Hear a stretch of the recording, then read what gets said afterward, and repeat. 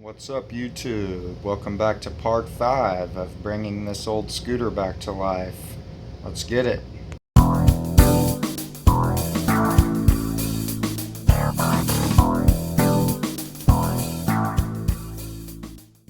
But first, I wanted to announce we've got some Andy's Auto merch now. We got a hat, a shirt, a sticker, a coffee mug, and even a hoodie. You can find these items listed below the video, or you can go to my channel page and you can find them under the store section. If you're interested in supporting the channel while also getting some pretty cool gear for yourself, go ahead and check those out. Now back to the video. Alright guys, so we got it pulled over here, got a decent workspace going on for it, and we're going to go ahead and pull the battery out and put the new battery in. Alright, get us a 10 millimeter. Pull that out. And pull this up. Okay, now the battery's exposed. Always take the negative off first. Come on now. There we go. Hang on to those because they definitely come in handy if you lose one.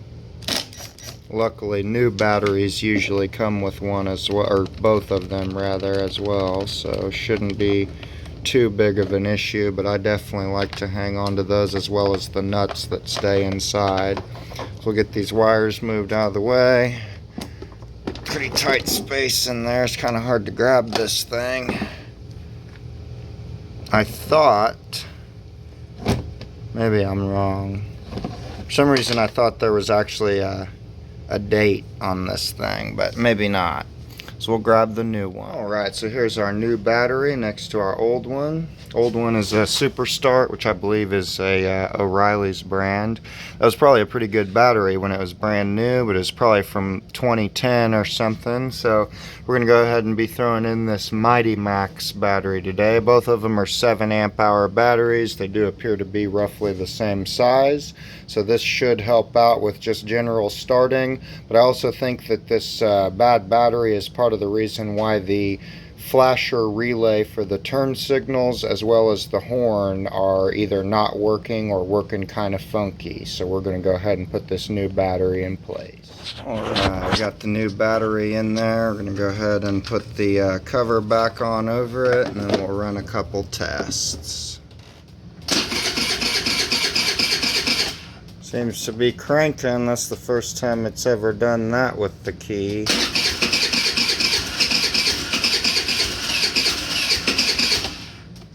Looking good. Come on now. Alright. For some reason the dash lights don't seem to come on unless it's running. No, but if it's not running, and they can go off like that or whatever, but I thought they would come on when you turn the key like mine does, but apparently not. Let's see if the blinkers work. Oh, hell yeah, I knew it. I knew it was just because of the battery. They weren't flashing before. And then the horn. Oh yeah, that sounds perfect.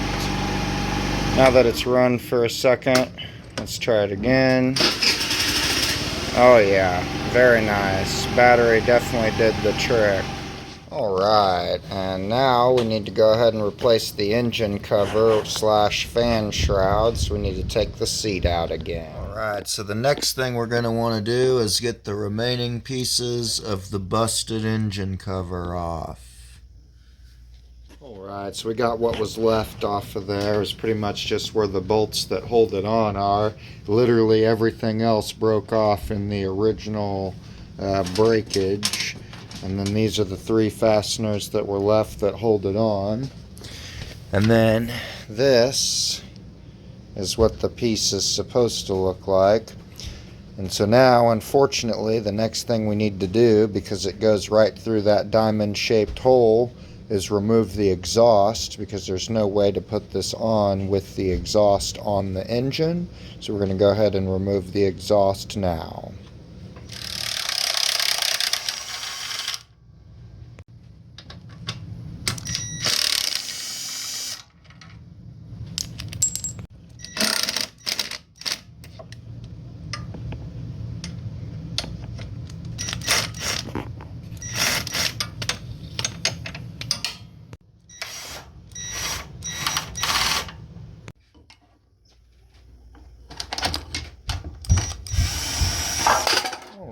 Alright, and that's pretty much what she looks like with the exhaust removed.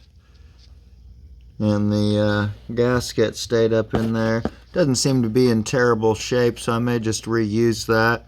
Probably because I don't have a new one anyway, but probably won't hurt. As long as it don't have an exhaust leak after, will be good. If it does, it's like a $2 gasket, and I'll order one, and it takes like 2 seconds to pull the exhaust off. It's just a few bolts, but probably just try to reuse that one for now. I've done it before and it hasn't leaked, so we'll definitely do that. I would not recommend that on a car, of course, but you can get away with some stuff on these that you can't get away with on a car. So we're going to go ahead and mount the lower cover now. Well, we got it in place. That's what it's supposed to look like. And then from the top view, everything's all connected. I actually got it put in place on this side. Well, I kind of got it all put together, but that bolt right there that holds the black plastic to the aluminum, I didn't realize that was there at first. So I got it all in place, and then I had to take another bolt out. But there's that bolt, and then that's probably easier to show you from here. There's another bolt right here that holds it on the front, and then there was the 2 screws that holds it to the actual fan shroud. You can kind of see one of them right there, and then there's that bolt that holds them together, top and bottom, and then there's a couple spots where they kind of clip in. I was going to replace the whole thing, but I'd have to pull the intake off to do the top part, and top part seems to be fairly sturdy still.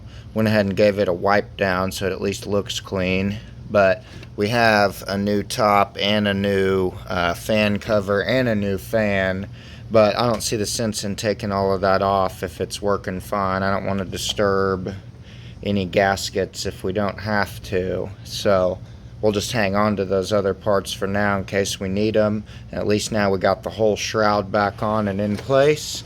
So I'm going to go ahead and put the exhaust back on right there. And I think she'll be looking good.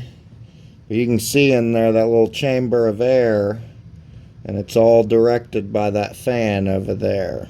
So let's get the exhaust back on. And now we got the exhaust all put back on.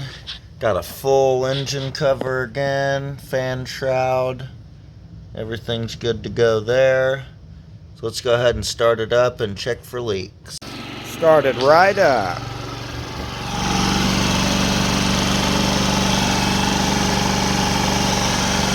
Can't feel any exhaust leak necessarily, but I do feel air from that fan coming out of there.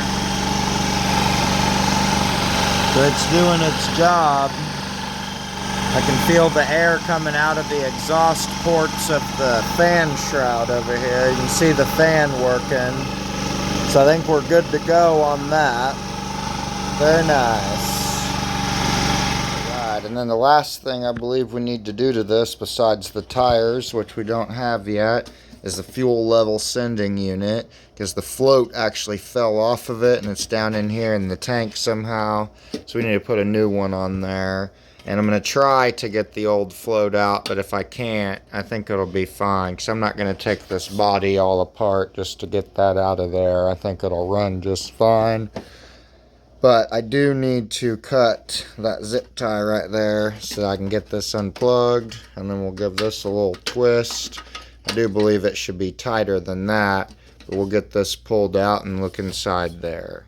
Well guys, it looks like that's it right there. I don't know how the hell I'm gonna get it out of there though, but I'm sure gonna try. Alright, we got her all installed. This lock ring actually held a lot better. I just grabbed it and twisted it with some pliers. Got the new gasket under it. The gasket actually doesn't go between the ring and the unit. It actually goes between the unit and the tank. So it goes seal, unit, washer or lock ring. And we got it plugged in. We didn't even have to replace the zip tie, because a lot of these scooters, they come with these little straps on there, and they're kind of flexible, so you can use them to hold your wiring. So we got everything all in, we got it unplugged, and what do you know, that gas gauge is working. It says we got about a half a tank, and I can't believe we've used that much gas already, because I thought I filled it up, but you can definitely see it going up and down. It's a very good sign. Another thing fixed. Now all we need is the tires. And that's going to be the end of the scooter video for today. Please stay tuned for the last and final part where we're going to go ahead and put some tires on it. Otherwise, please like, comment, and subscribe, and I'll see you next time.